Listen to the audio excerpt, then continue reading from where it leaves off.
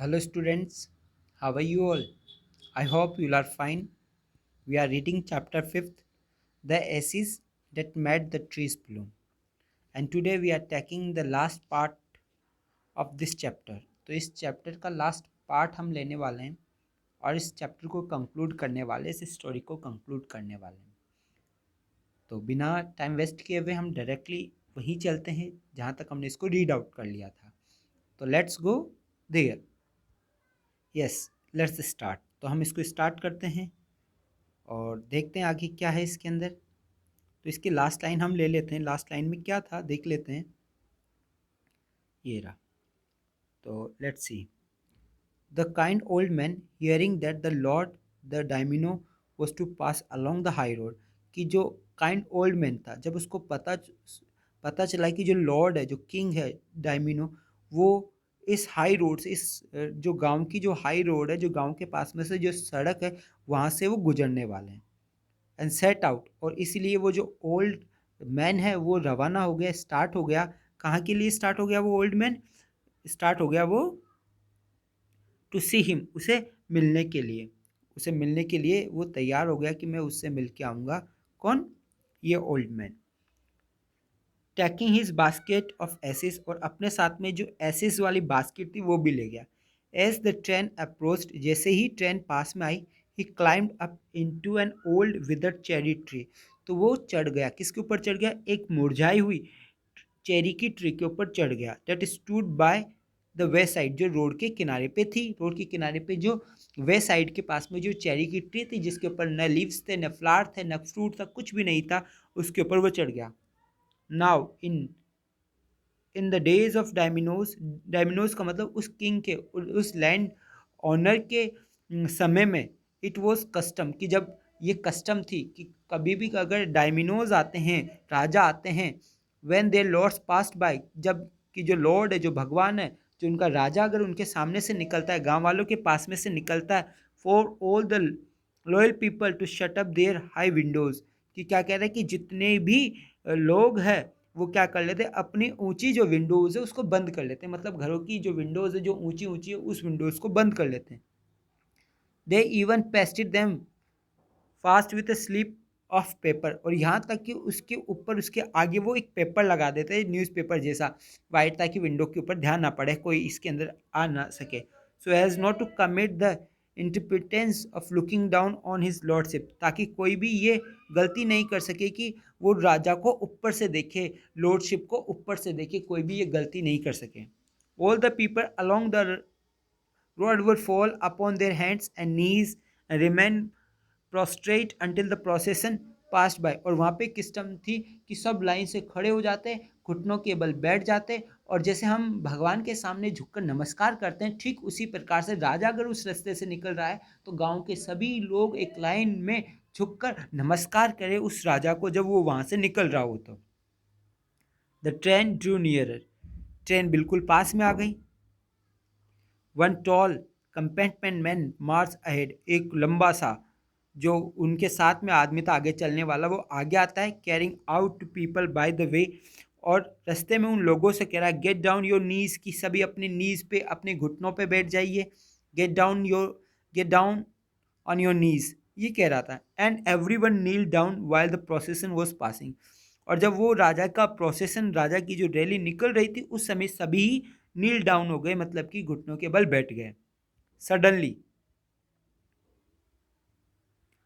Suddenly the leader of the van caught sight of the aged man up in the tree, अचानक जो leader था van का, van को जो चला रहा था, उसकी नज़र किसके ऊपर पड़ी? एक एज्ड आदमी के ऊपर, एक वृद्ध आदमी के ऊपर, जो ट्री के ऊपर बैठा हुआ था, और ये कोई और नहीं था, वही ओल्ड मैन था। He was about to call out him in angry tone, वो उसको, जो लीडर है वो उसको गुस्से से कहने वाला था, गुस्से से, but seeing he was such a old fellow, लेकिन ये देख कर कि वो काफ़ी वृद्ध व्यक्ति है, ही प्रिटेंटेड नॉट टू नोटिस हिम, उसने ऐसा बर्ताव किया कि मानो कि उसने उसको देखा ही नहीं है। पास्ड हिम बाय, और इसके पास में से निकला।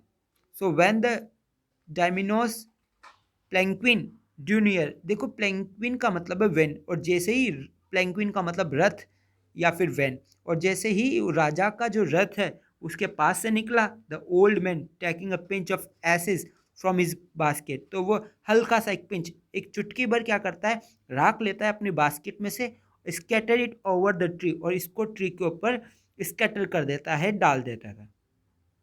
इन a moment it burst into blossom, वो जो ट्री है एक ही मोमेंट में बिल्कुल ब्लॉसम हो जाती है। इस प्रकार से उसमें कलरफुल जो कलर है वो आ जाते हैं और काफ़ी फ्लावर्स आ जाते हैं उसके अंदर, ठीक है। वो जो पेड़ है वो काफ़ी हरा भरा हो जाता है ट्री का। The delighted daimyo order the train to be stopped, और जो खुश हो जाता है डायमिनो, जो लॉर्ड है, जो राजा है, जो जमींदार, वो बड़ा खुश हो जाता है, ठीक है, और कहता है कि ट्रेन को स्टॉप कर दो। Got out to see the wonder, और खुद नीचे उतर कर उस वंडर को देखता है। Calling the old man to him, और कहता है कि उस ओल्ड मैन को उसके पास में लेके आ जाए। ही थैंक्ड हिम, वो जो राजा है वो उसे धन्यवाद देता है। And order present of silk of robe, sponge cake and fan and other reward to be given him, और कहा जाता है कि इस आदमी को क्या किया जाए, प्रेजेंट किया जाए, सिल्क के कपड़े दिए जाए, केक, मुलायम केक दिया जाए खाने के लिए, फैन दिया जाए इसे, और दूसरे भी रिवॉर्ड इसे दिए गए। He even invited him to castle, castle यानी किला, महल, और यहाँ तक कि उसको अब उसके महल में भी बुलाया जाता है, राजा के महल में बुलाया जाता है। So the old man went gleefully, gleefully का मतलब डिलाइटफुली, हैप्पीली, तो ओल्ड मैन बड़ी हैप्पीली उनके होम चला जाता है to share his joy with his dear old wife, और कहने का मतलब वो ओल्ड मैन बड़ी खुशी के साथ में अपने घर जाता है और उसका जो जॉय है उसको शेयर करता है अपनी ओल्ड वाइफ के साथ में।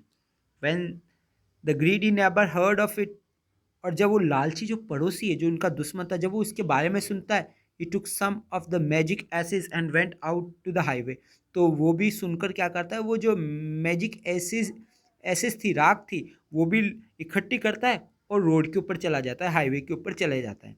Then he waited until a daimyo train came along, और वो तब तक इंतजार करता है जब तक कि डायमिनो की ट्रेन वहाँ पर नहीं आ जाती, मतलब उसी राजा की ट्रेन वहाँ पर नहीं आ जाती, रथ नहीं आ जाता। Instead of kneeling down like a crowd, crowd की तरह झुकने के बजाय वो एक मुरझाए हुए चेरी की ट्री पे चढ़ जाता है। When daimyo her himself was almost directly under him, और जब डायमिनो खुद जब अचानक उस पेड़ के नीचे आता है, he threw a handful of ashes over the tree, तो वो मुट्ठी भर जो एसिस है वो पेड़ के ऊपर फेंक देता है। Which did not change particle, particle का मतलब थोड़ी सी भी, तो वो बिल्कुल भी चेंज नहीं होता है पेड़, मतलब कि राख की वजह से बिल्कुल भी चेंज नहीं होता, जैसे कि उस ओल्ड मैंने फेंका था और पूरा जो पेड़ वहाँ पे काफ़ी कलरफुल जो फ्लावर्स आ गए थे, लेकिन इसके साथ में ऐसा भी नहीं होता है, बिल्कुल ही नहीं होता ऐसा। The wind blew the fine dust in the noses and eyes of daimyo and his wife, बल्कि उस समय जो हवा चलती है ना, उस हवा की वजह से वो जो राख है, वो जो डस्ट है, वो नाक में चली जाती है, आंखों में चली जाती है, किसके, राजा के और राजा की पत्नी के। सच स्नीजिंग एंड चॉकिंग, और इससे उनको जुकाम हो जाती है, नाक बंद हो जाता है। It spoiled all the pomp and dignity of the procession, और इसकी वजह से जितना भी जो भव्यता थी, जो प्रतिष्ठा थी उस रैली की, वो ख़त्म हो जाती है, रुक जाती है, बिगड़ जाती है। The man whose business it was to cry get down on your knees seize the old fool by the collar, वो आदमी जो जिसका काम ये था, जो चिल्ला चिल्ला कर ये बताता था गेट डाउन योर नीज, उसने क्या किया, उस आदमी को, उस मूर्ख आदमी को कॉलर से पकड़ा घसीटते हुए, ठीक है, dragged him from the tree, और ट्री से उसको घसीट कर नीचे उतार दिया। Tumbled him and his ashes basket into the ditch of the road, और मतलब उसको काफ़ी पीटा गया, उसकी जो एस बास्केट थी उसको उसने रोड की खाड़ी में डाल दिया।